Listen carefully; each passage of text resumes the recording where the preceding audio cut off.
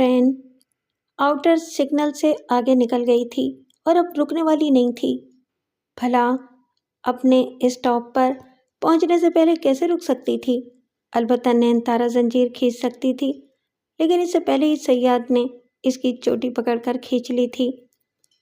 वो अपने नाजुक हाथों से इसे मारने लगी, अपने आप को छुड़ाने की कोशिश करने लगी, चीख चीख कर कहने लगी, मुझे छोड़ दो मुझे। अगर खुसरो को मालूम होगा तो वो तुम्हें जिंदा नहीं छोड़ेगा। वो बड़े पेट वाला सेठ था, ज़्यादा चलने फिरने, भागने दौड़ने या फुर्ती दिखाने वाला आदमी नहीं था। दिन भर अपनी गद्दी पर बैठा रहता था या गाड़ी में घूमता रहता था, इसलिए वो ज़रा सी जिद्दोजहद के बाद हाँफने लगा, गहरी गहरी सांसें लेते हुए कहने लगा, मैं लड़ने झगड़ने वाला आदमी नहीं हूँ, आराम से मेरी बातें सुनो, नहीं तो मेरे आदमी एक इशारे पर खुसरो को गोली मार देंगे। वो एकदम से सहम गई, जिद्दोजहद भूल गई। तुलसीराम ने फिर इसे नहीं छेड़ा। समझ गया कि चिड़िया दम में आ गई है, ज़्यादा से ज़्यादा फड़फड़ाएगी, फिर थक जाएगी, हार मान जाएगी। वो इसे सोचने समझने की मोहलत दे रहा था। नैनतारा के दिमाग में आंधियां चल रही थीं। वो पीछे हट रही थी, जैसे मुंहजोर हवाएं पीछे धकेल रही हों। वो पीछे हटते हटते दरवाजे के करीब दीवार से लग गई। उसने जरा सर घुमाकर खुली हुई खिड़की को देखा। बाहर दिन निकल आया था, लेकिन अंधेरा अंधेरा सा लग रहा था।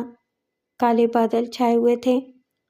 वो बादल तुलसीराम की तरह गरज रहे थे, मगर अभी बरस नहीं रहे थे। वो चश्मे ज़दन में दरवाज़ा खोलकर बाहर छलांग लगा सकती थी, लेकिन ट्रेन पूरी रफ्तार से भागी जा रही थी। छलांग लगाते हुए डर लगता था। वो बचपन ही से डरपोक थी। इसे अपने आप से बेइंतहा मोहब्बत थी, और जो लोग अपनी ज़ात से मोहब्बत करते हैं और इस दुनिया में आखिरी सांस तक जिंदा रहना अपना हक समझते हैं, वो खुदकुशी नहीं करते। तुलसीराम ने अपने पेट पर हाथ फेरते हुए कहा, तुम्हें छोड़ दूंगा तो तुम खुसरो को मेरा कच्चा छट्टा सुना दोगी। मैं खुदा की कसम खाकर कहती हूँ, मुझे छोड़ दो। मैं देवता समान तुम्हारी पूजा करूंगी, बाप समान तुम्हारी इज्जत करूंगी। वो चीख कर बोला, बकवास मत करो, पाप होगा तुम्हारा कोई और। ये कहकर वो आगे बढ़ा, लेकिन डगमगा गया। गिरने से पहले ऊपरी बर्थ को थामकर संभल गया। इस वक्त गाड़ी दाएं से बाएं लरस रही थी, क्योंकि पटरियां बदल रही थी। खटखट खटखट खटखट का शोर बुलंद हो रहा था। नैनतारा ने फौरन ही दीवार की तरफ पलटकर ऊपर की जानिब हाथ बढ़ाया, फिर जंजीर को पकड़कर पूरी कुव्वत से खींचने लगी। जंजीर ढीली थी, खींचती हुई इसके सर तक आ गई, लेकिन ट्रेन की रफ्तार में कोई फर्क नहीं आया। सिर्फ जंजीरी की बात नहीं थी, पिछले 1 बरस से इस देश में इतनी तोड़ फोड़ होती रही थी कि ट्रेन के कंपार्टमेंट सही सलामत नहीं रहे थे।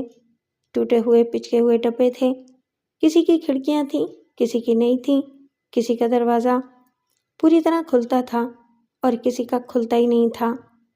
बांग्लादेश की सरहद की तरह, जो बिहारियों के फरार के लिए नहीं खुलती थी, मगर वही सरहद स्मगलरों के लिए खुल जाती थी। इन दिनों बांग्लादेश की हालत ठीक इस कंपार्टमेंट की तरह थी। नैनतारा ने फौरन ही दरवाजे के हैंडल को पकड़कर जोर से दबाया और इसे खोलने की कोशिश की।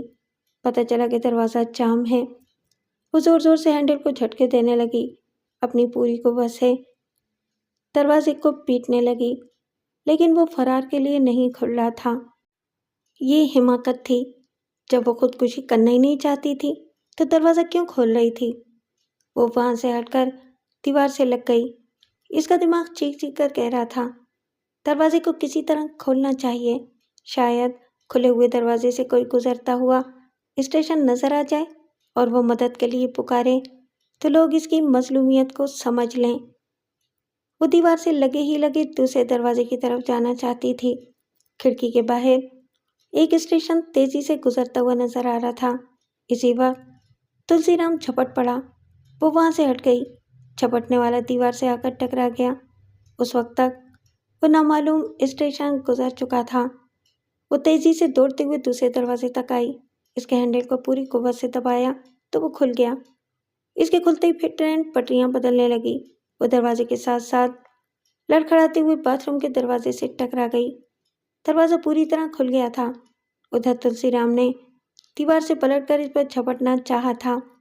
ٹرین اس طرح پٹریاں بدل رہی تھی، ڈبے اس طرح دائیں بائیں ہل رہے تھے کہ وہ اپنا توازن نہ سنبھال سکا۔ تیزی سے آگے بڑھنے والا اپنے بڑے پیٹ کے باعث خود کو روک نہ سکا۔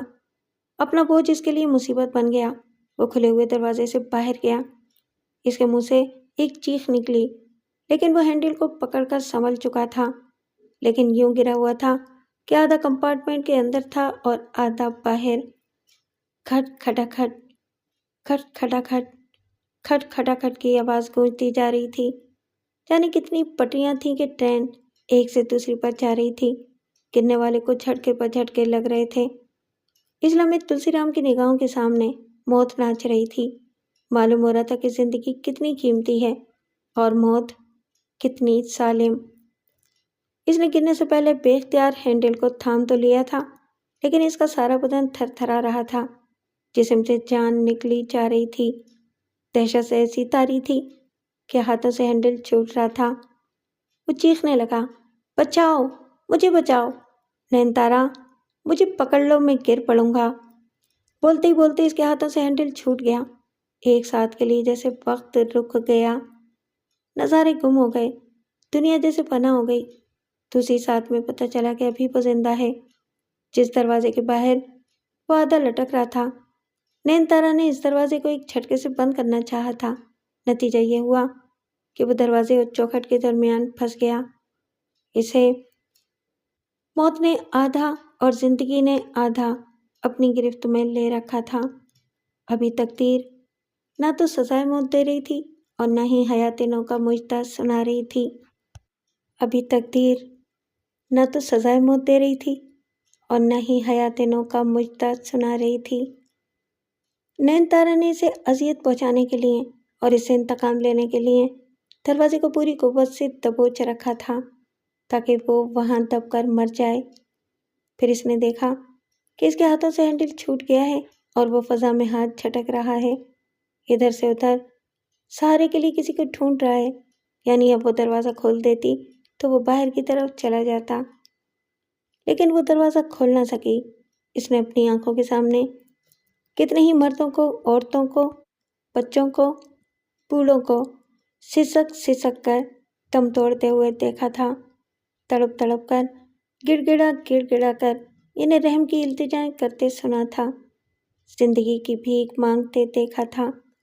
اس وقت بھی دروازے کے باہر تلسی رام آدھا موت کی گود میں تھا اور آدھا نینتارا کے اختیار میں رہ کر زندگی کی بھیک مانگ رہا تھا۔ وہ یک بہ یک رونے لگی۔ وہ نہ خود مرنا چاہتی تھی، نہ کسی کو مرتے ہوئے اپنی آنکھوں سے دیکھنا چاہتی تھی۔ اگر کوئی اسے کہتا کہ اپنا نفسیاتی تجزیہ کرو، کیوں ایک دشمن کے لیے رو رہی ہو، تو وہ اپنا تجزیہ آپ نہیں کر سکتی تھی۔ سیدھی سی بات ہے، ایک شریف انسان دشمن سے ڈرتا ضرور ہے، لیکن دشمن کو مرتے ہوئے بھی نہیں دیکھ سکتا۔ شاید اسی لمحے نینتارا بھی خود کو تلسی رام کی جگہ تڑپتے ہوئے مرتے ہوئے دیکھ رہی تھی۔ ڈوبنے والے کو تنکے کا سہارا ہوتا ہے۔ تلسی رام کو بڑی مہلت ملی تھی۔ اس دوران اس نے دونوں ہاتھوں سے دونوں طرف کے ہینڈل کو تھام لیا تھا۔ اس کا چہرہ دروازے کی طرف تھا۔ کھڑکی کے پاس نینتارا روتی ہوئی نظر آ رہی تھی۔ وہ دونوں ہینڈل بڑی مضبوطی سے تھامے چپ چاپ اسے دیکھتا رہا۔ پھر نینتارا نے دروازے کو کھول دیا۔ وہ بڑی مشکلوں سے کراتا ہوا، تکلیف سے گھسٹتا ہوا اندر آ گیا، لیکن وہاں سے اٹھ نہ سکا۔ وہیں دروازے کے پاس فرش پر سر جھکا کے بیٹھ گیا۔ وہ اس سے دور دوسرے دروازے کے پاس جا کر کھڑی ہو گئی۔ سانپ پھر سانپ ہوتا ہے، اسے ڈر لگتا ہے۔ وہ رو رہی تھی۔ اس کی سمجھ میں نہیں آ رہا تھا کہ کیوں رو رہی ہے۔ اگر تلسی رام کی موت کا تماشا دیکھنا چاہتی تھی تو وہ اب زندہ سلامت تھا، اور اگر اپنی عزت کے لیے رو رہی تھی تو دشمن بے دست و پا شکست خوردہ انداز میں سر جھکائے فرش پر بیٹھا تھا۔ ہتھیار ڈالنے والا سپاہی کبھی حملہ نہیں کرتا۔ پھر وہ کیوں رو رہی تھی؟ آدمی کب روتا ہے؟ جب پاؤں میں کانٹا چبھتا ہے، کانٹا نکل جائے تو خوش ہونا چاہیے، لیکن وہ اور روتا ہے، کیونکہ دکھ کانٹا چبھنے کا نہیں ہوتا، دکھ اپنے ننگے پاؤں کا ہوتا ہے۔ پاؤں کب تک ننگے رہیں گے؟ کب تک سفر جاری رہے گا؟ اس نے روتے روتے ذرا نظر اٹھا کر تلسی رام کو دیکھا۔ وہ اس جگہ فرش پر بیٹھا ہوا تھا، اس کا سر جھکا ہوا تھا۔ اب اس نے دونوں ہاتھ جوڑ دیے تھے، جیسے اس کے سامنے کوئی دیوی کھڑی ہو اور وہ اسے بڑی خاموشی سے پوج رہا ہو۔ اس وقت گاڑی پھر پٹریاں بدل رہی تھی۔ انسان بھی کتنی پٹریاں بدلتا رہتا ہے، ایک لمحے پہلے کیا تھا، ایک لمحے بعد کیا ہو جاتا ہے۔ گاڑی کی رفتار سست ہو رہی تھی اور وہ کسی اسٹیشن پر رکنے والی تھی۔ وہ بھرائی ہوئی آواز میں بولا، میرے دھرم میں سانپ کو دودھ پلایا جاتا ہے، مگر سانپ پھر سانپ ہی رہتا ہے۔ میں بھی سانپ تھا، مگر تمہاری سہایتا نے مجھے آدمی بنا دیا۔ جو عورت سانپ کو انسان بنائے وہ دیوی کا اوتار ہوتی ہے۔ ایسا کہتے ہوئے وہ جھکتا چلا گیا۔ پھر اس نے دونوں ہاتھ جوڑتے ہوئے اپنے ماتھے کو زمین پر ٹیک دیا، نین تارا کے سامنے جھک گیا۔ وہ اس سے بہت دور کھڑی تھی، پھر بھی سامنے سے ہٹ گئی۔ انسان کو انسان کے سامنے سجدہ نہیں کرنا چاہیے، لیکن یہ اس کے دھرم، اس کے عقیدے کی بات تھی۔ گاڑی رک گئی، تیز رفتاری کا شور تھم گیا۔ وہ کوئی چھوٹا سا اسٹیشن تھا، مسافروں کی آواز بھی نہیں آ رہی تھی۔ اتنا گہرا سناٹا چھا گیا تھا کہ وہ اپنے محبوب کی آہٹ سن سکتی تھی، جس نے وعدہ کیا تھا کہ ہر اسٹیشن پر اس کی خیریت معلوم کرنے آئے گا۔ وہ چاہتی تو دروازہ کھول کر باہر نکل سکتی تھی، لیکن اب تلسی رام سے کوئی خطرہ نہیں تھا۔ اب تو آزمائش کی بات تھی کہ اس کا چاہنے والا اسے ڈھونڈنے آتا ہے یا نہیں۔ وہ آ رہا تھا، دور سے اس کی آواز سنائی دے رہی تھی۔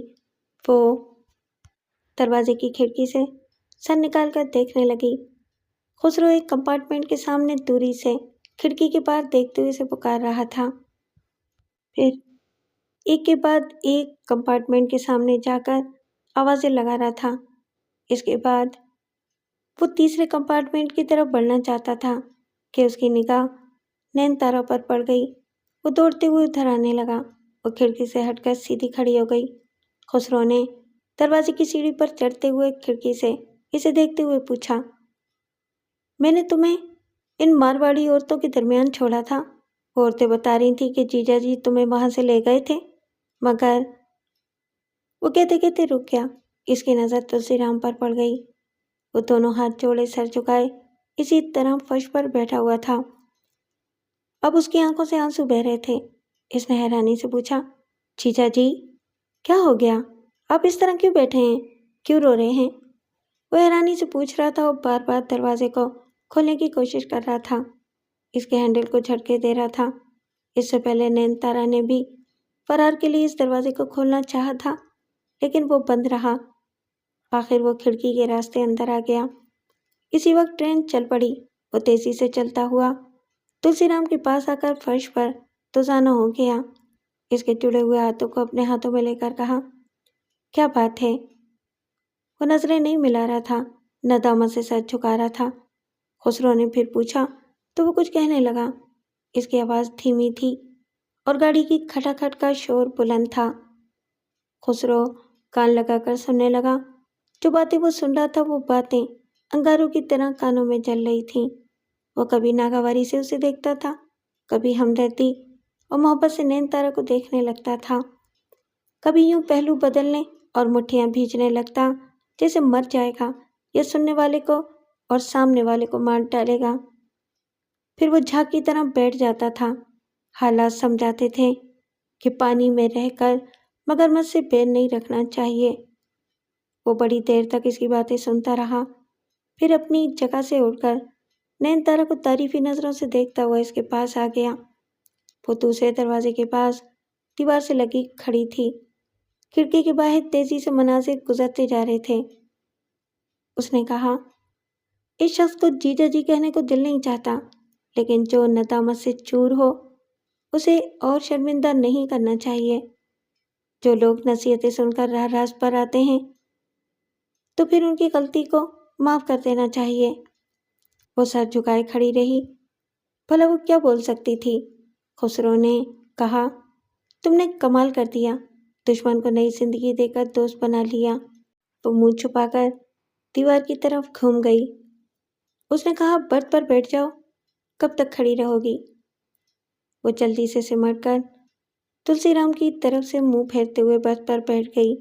اگلے اسٹیشن پر گاڑی رکنے لگی تو تلسی رام نے فرش پر سے اٹھ کر کہا، میں دوسرے کمپارٹمنٹ میں جا رہا ہوں، ہلی تک تمہارے ساتھ رہوں گا، تمام اناج تمہارے حوالے کرنے کے بعد واپس چلا جاؤں گا، تم دونوں اسی کمپارٹمنٹ میں رہو، ڈرنے کی بات نہیں ہے، کوئی تم لوگوں کو نقصان نہیں پہنچائے گا۔ گاڑی رک گئی، وہ کمپارٹمنٹ سے چلا گیا۔ خسرو نے دروازوں کو اندر سے بند کیا، کھڑکیاں بھی بند کر دیں۔ باہر کا منظر گم ہو گیا، صرف اتنا پتہ چلا کہ ٹرین چلنے لگی ہے۔ وہ بڑی دیر تک اپنی اپنی جگہ چپ رہے۔ پھر نین تارا نے کہا، تم رات بھر جاگتے رہے ہو، اب سو جاؤ۔ تم بھی سو جاؤ، یہ کمپارٹمنٹ اندر سے بند ہے، کوئی خطرہ نہیں ہے۔ وہ جلدی سے برتھ کے دوسرے سرے پر چلی گئی۔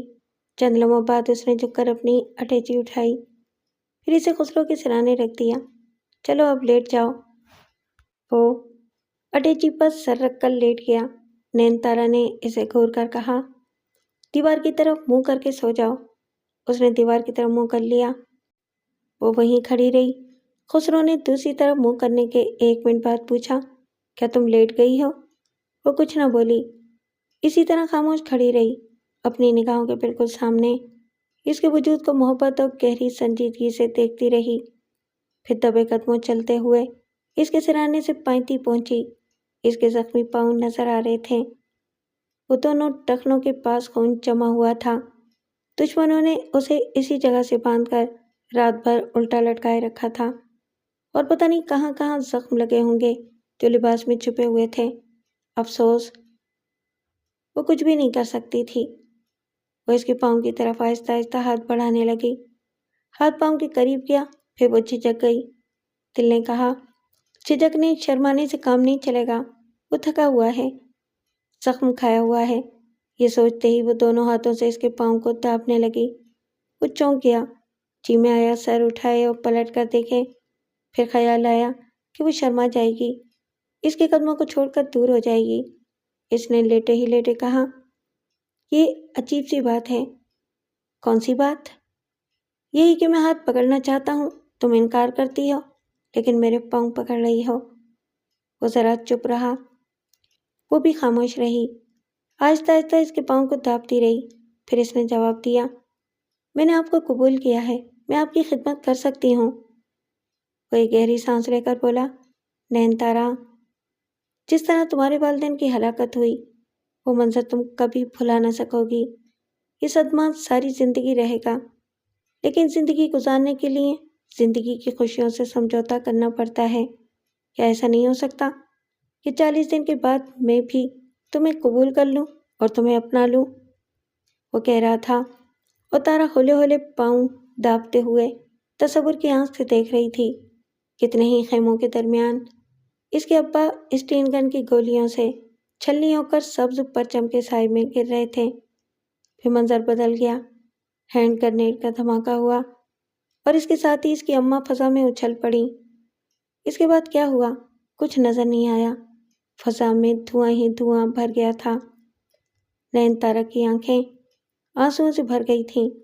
کبھی کبھی وہ سوچتی تھی، خسرو اس کے نصیب میں نہیں ہے، اگر ہوتا تو نکاح قبول کرتے ہی 2 موتیں کیوں ہو جاتی؟ یوں تو اس کے میں ایک ہی دن میں ہزاروں موتیں ہوئی تھیں، لیکن دوسروں کے لیے صرف افسوس ہوتا اور اپنوں کے لیے صدمہ۔ وہ صدمہ دل کی گہرائی میں تھا، اور اسی گہرائی میں خسرو کا پیار بھی تھا، یعنی جہاں ماتم تھا وہیں پیار کی شہنائی بھی بجنا چاہتی تھی۔ ٹرین پوری رفتار کے ساتھ ایک پل پر سے گزر رہی تھی۔ دریا اور پل کے درمیان خلا سے آواز گونج رہی تھی، دن دن دن دن دن دن، جیسے یہ آواز سمجھا رہی تھی کہ آنسوؤں سے محبوب کے قدموں کو دھوتے رہنے سے کچھ نہیں ہوتا۔ آنسو بہتے رہتے ہیں، دریا بھی بہتا رہتا ہے اور بہاتا رہتا ہے، اس پر سے محبت کا ایک پل بنا کر گزر جانا چاہیے۔